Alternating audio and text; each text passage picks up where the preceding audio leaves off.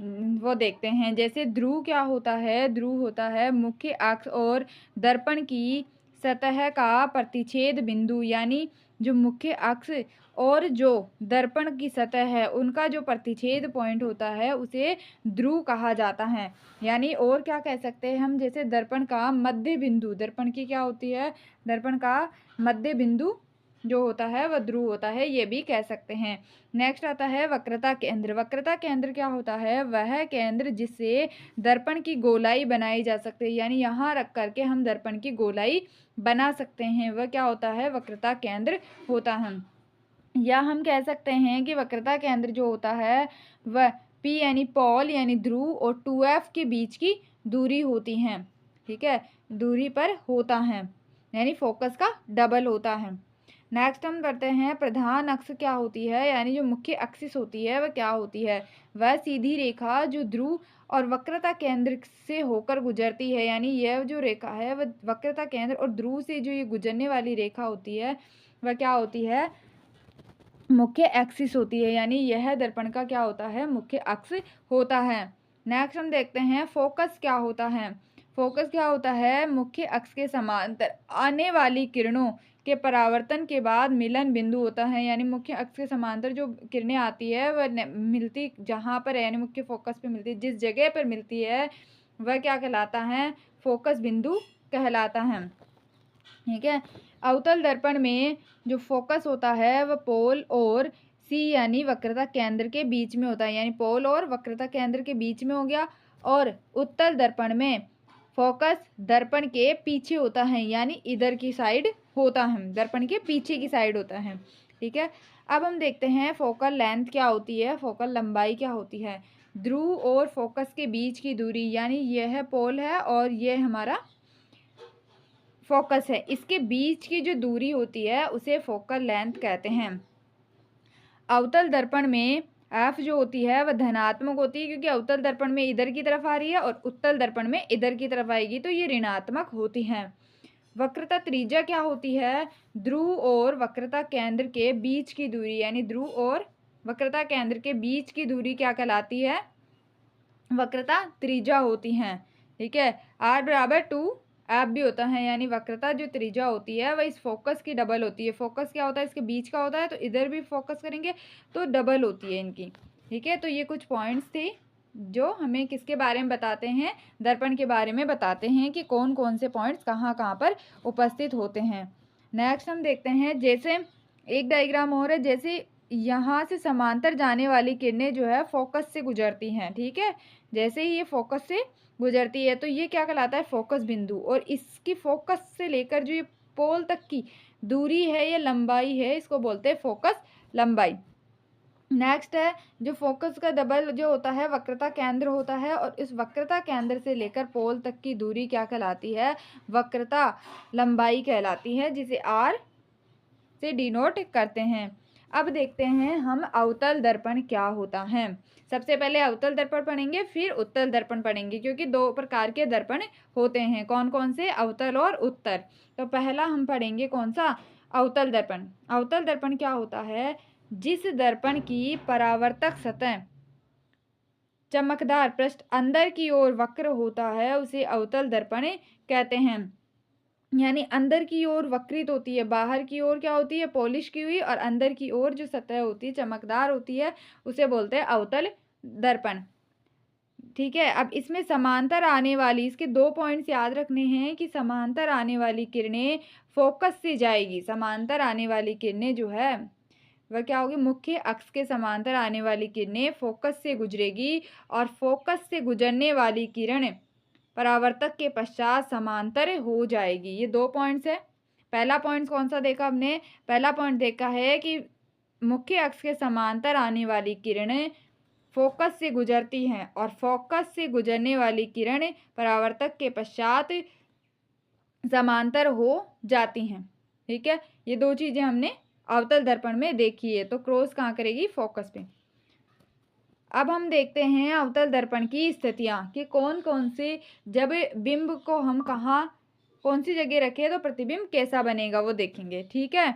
तो जब हम बिंब को कहाँ रखते हैं, अनंत पर, तो फोकस पे बनेगा। ठीक है, सीधा सा फंडा है कि अनंत पर रखेंगे तो प्रतिबिंब फोकस पे बनेगा। यानी जब समांतर आएगी, अनंत से समांतर आ रही है तो वो फोकस पे काट रही है। ठीक है, तो अनंत से आएगी तो कहाँ काटेगी, फोकस पे बनेगा।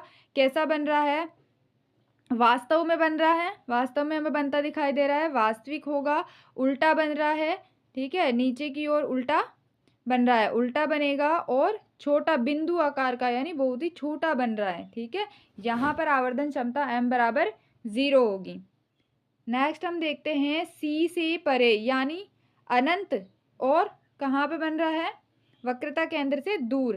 तो अनंत से तो कहाँ बन रहा था, फोकस में, तो फोकस और C का C पे बन जाएगा। तो C से परे है तो C और F के बीच में बन जाएगा। कहाँ पे बन जाएगा, C और F के बीच में। ये भी कैसा बन रहा है, वास्तविक बन रहा है, उल्टा बन रहा है और छोटा बन रहा है। ठीक है, इसकी आवर्धन क्षमता क्या होगी, m से 0 से ज़्यादा और m से कम होगी। नेक्स्ट है, अगर C पर है तो C पर ही बनेगा, यानी वक्रता केंद्र पर है तो फिर प्रतिबिंब भी कहाँ पर बनेगा, वक्रता केंद्र पर ही बनेगा। ठीक है, वक्रता केंद्र पर, यानी यहाँ पर बनेगा इसका प्रतिबिंब। तो जितना अब जितना यहाँ पर C पे था उतना ही C पे रहेगा, तो वास्तविक बन रहा है, उल्टा बनेगा और आकार में कैसा होगा, समान होगा। तो इसकी क्या होगी, m बराबर 1 होगा आकार में समान के लिए। इसके बाद फोर्थ पॉइंट है, वक्रता केंद्र और F के बीच में है, यानी इधर की साइड है, वक्रता केंद्र और F के बीच में है। तो समांतर आने वाली किरण फोकस से गुजरेगी और फोकस से गुजरने वाली किरण जो है वह समांतर हो जाएगी। ठीक है, तो यहाँ पे इसका प्रतिबिंब बन रहा है कहाँ पर, पीछे की ओर, इससे पीछे जाता जाएगा। अब जैसे जैसे ये बिंब की स्थिति हम आगे करते जाते हैं, प्रतिबिंब की स्थिति पीछे बनती जाती है। ठीक है, तो वास्तविक बनेगा उल्टा लेकिन बड़ा बनेगा। जैसे जैसे बिंब छोटा होगा प्रतिबिंब का आकार बड़ा होता जाएगा और मैग्नीशियन पावर भी जो है m से 1 से बड़ी होती जाएगी। नेक्स्ट देखते हैं हम F और P के बीच, यानी जब हमने इस बिंब को F और P के बीच में रख दिया तो क्या हुआ, प्रतिबिंब अब क्या होता है, यहाँ से समांतर आने वाली किरणें फोकस से गुजरती है और फोकस से गुजरने वाली किरण जो है वह समांतर होती है। लेकिन जब हम इन किरणों को पीछे की ओर बढ़ाते हैं तो हमें प्रतिबिंब पीछे की ओर दिखाई देता है, दर्पण के पीछे। F और P के बीच ये एक अपवाद है, स्पेशल केस होता है कि इसमें दर्पण के पीछे, बाकी सारी इमेजेस दर्पण के सामने बन रही है लेकिन ये दर्पण के पीछे बनेगा। तो पीछे बनने वाला कैसा होगा, आभासी होता है, आभासी होगा तो सीधा होगा और आकार में कैसा हो रहा है, बड़ा बन रहा है, यानी मैग्नीशियन जो पावर होती है वह 1 से बड़ी होगी।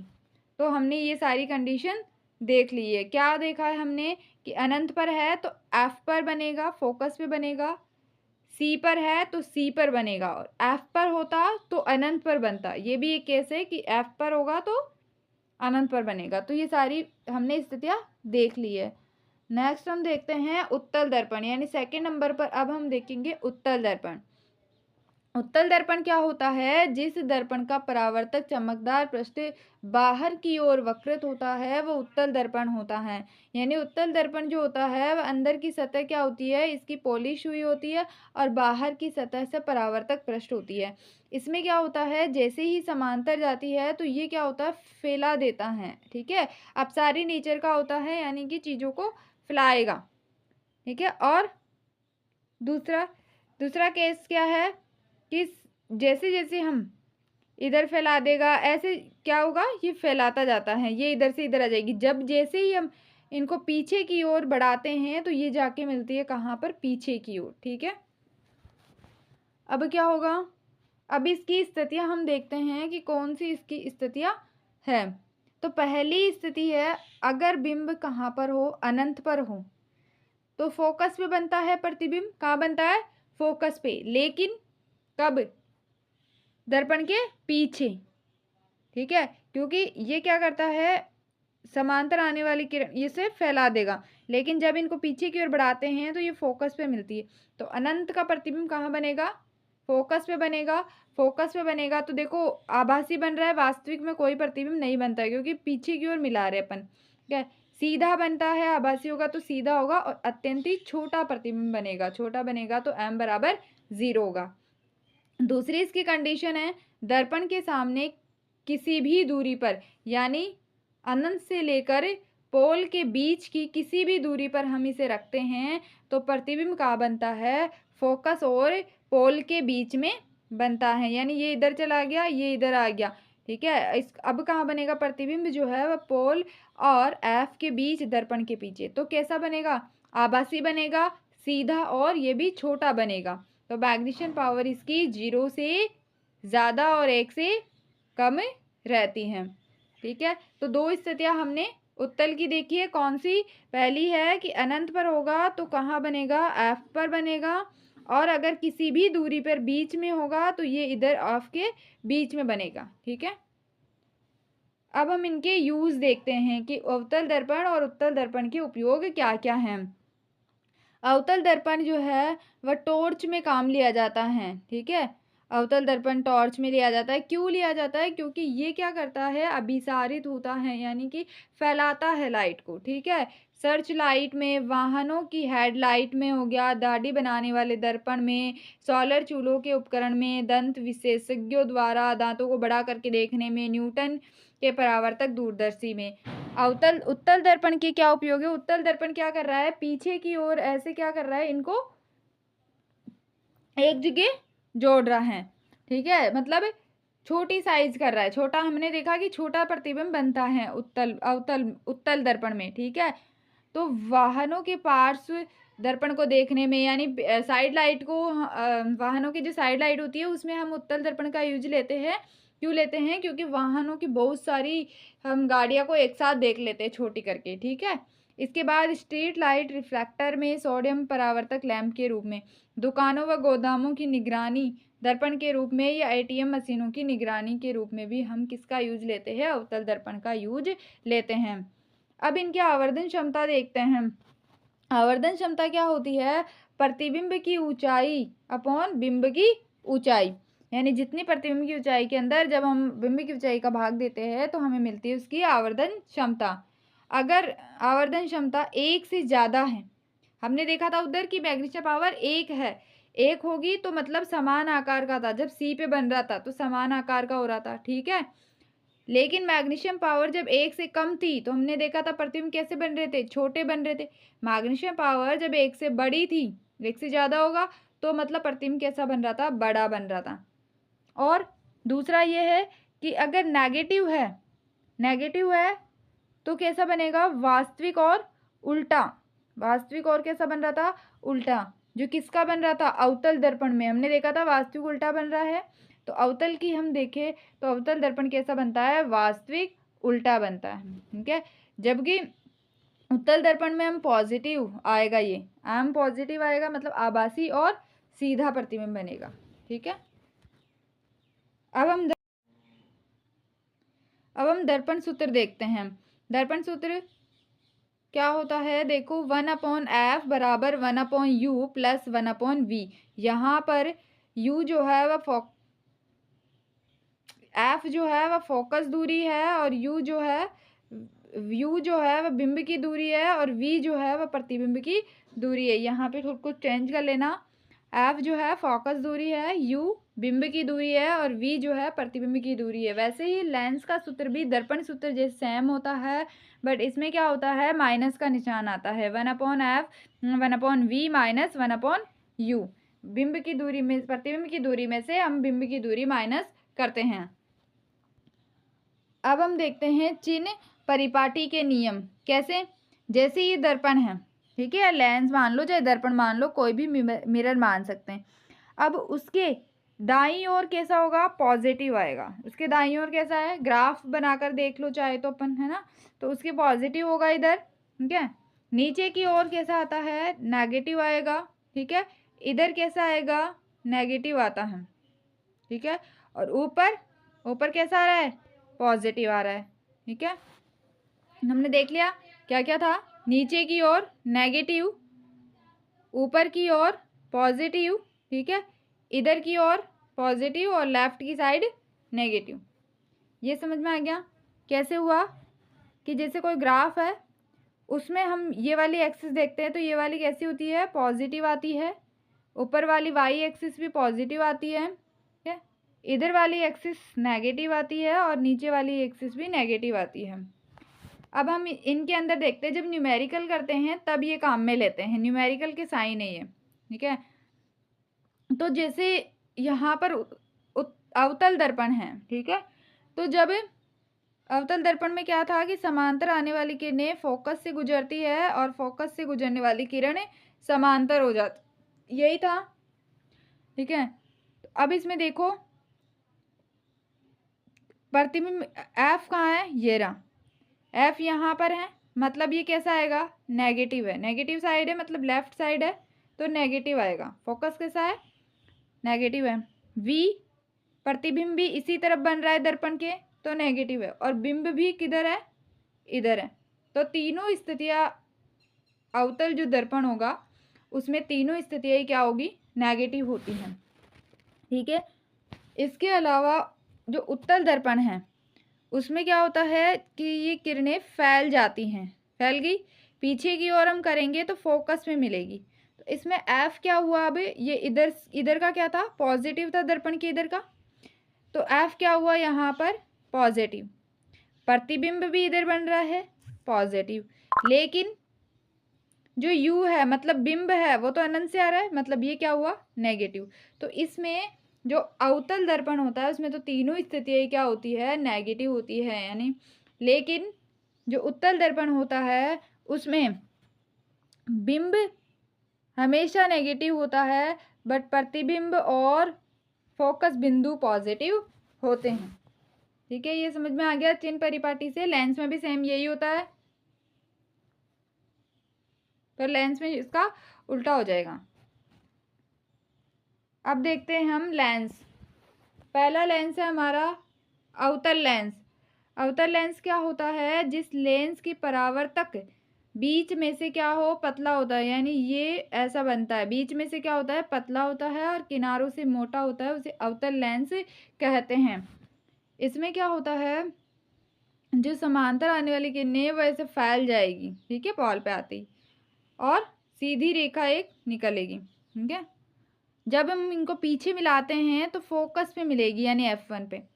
इस पे साइन देखो कैसे हैं, C है, F1, F2 और C2, ऐसे है। ये हो गया हमारा अवतल दर्पण। अवतल दर्पण पर अब हम प्रतिबिंब की स्थितियाँ देख लेते हैं।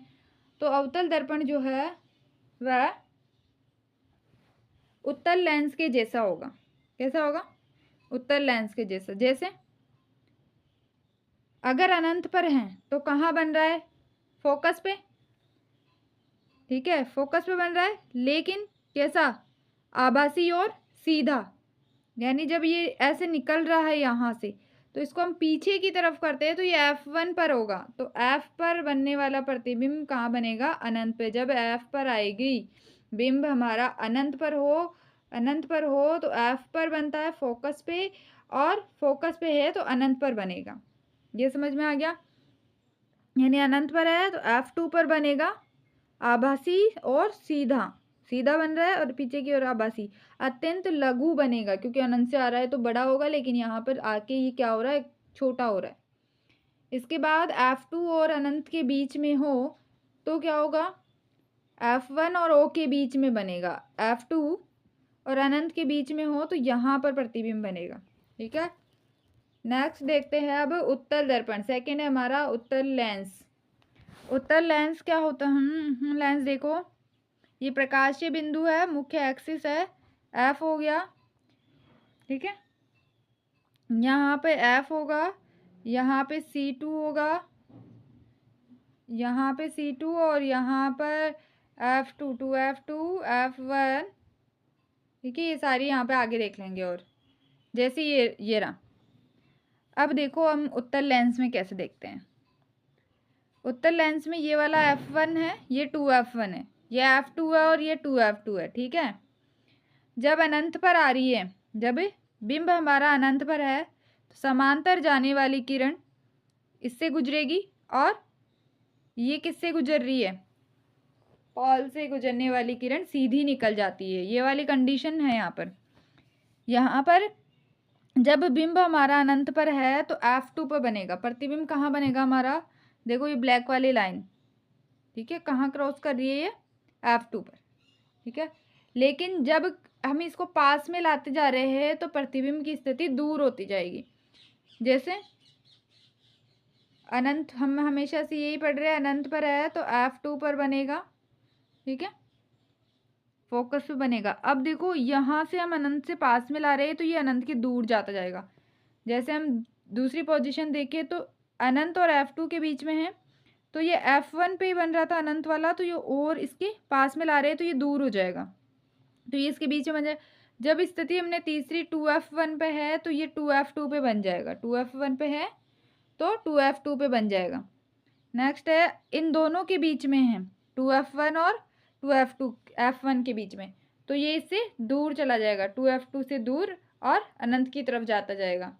जैसे ही स्थिति F1 पर आएगी तो F1 पर आने पर आपको पता है कि अनंत पर हो जाता है, यानी अनंत का F पर हो जाएगा, अनंत पर F पर होगा, और जब हम इसको F1 पर लाएंगे तो ये अनंत पर चला जाएगा। छठी स्थिति है जब हम इसको अनंत से भी पास में ले आते हैं तो ये क्या बनाता है, आभासी प्रतिबिंब बनाता है पीछे की ओर और बड़ा प्रतिबिंब। ये छठी स्थिति है। तो समझ में आया होगा कि जब हम अनंत पर होते हैं तो F2 पे बनता है 2, जब इसके पास में लाते जाते हैं जैसे जैसे ये दूर होता जाएगा इसको, ठीक है। अब हम इसकी स्थितियाँ देख लेते हैं। जैसे अनंत पर है तो ये F2 पे बन रहा है, वास्तव में बन रहा है और उल्टा बन रहा है। कैसे बन रहा है, देखो वास्तव में बन रहा है आके यहाँ पर, और उल्टा प्रतिबिंब बनते जा रहे हैं, उल्टे बनते जा रहे हैं सारे, ठीक है। अब 2F1 और अनंत के बीच में जैसे जैसे हम इसको इधर की तरफ लाते जा रहे हैं, ये इधर 2F2 और इसके बीच में बन जाएगा। जब हम 2F2 पर है तो 2F1 पर बन जाएगा, ठीक है। इनके बीच में है तो ये दूर जाता जाएगा, F1 पर आते ही अनंत पर चला जाएगा, और F1 और 0 के बीच में है तो उसी लेंस पर आभासी और सीधा प्रतिबिंब बना लेगा और वस्तु के पीछे जाकर ये प्रतिबिंब बना देगा। ये F1 पर है तो प्रतिबिंब अनंत पर बन जाएगा, ठीक है। F1 का अनंत और 2F1 के बीच में है तो थोड़ा सा इधर बन जाएगा। ऐसे सारी कंडीशन समझ लेंगे, ठीक है। अब देखते हैं लेंस की क्षमता।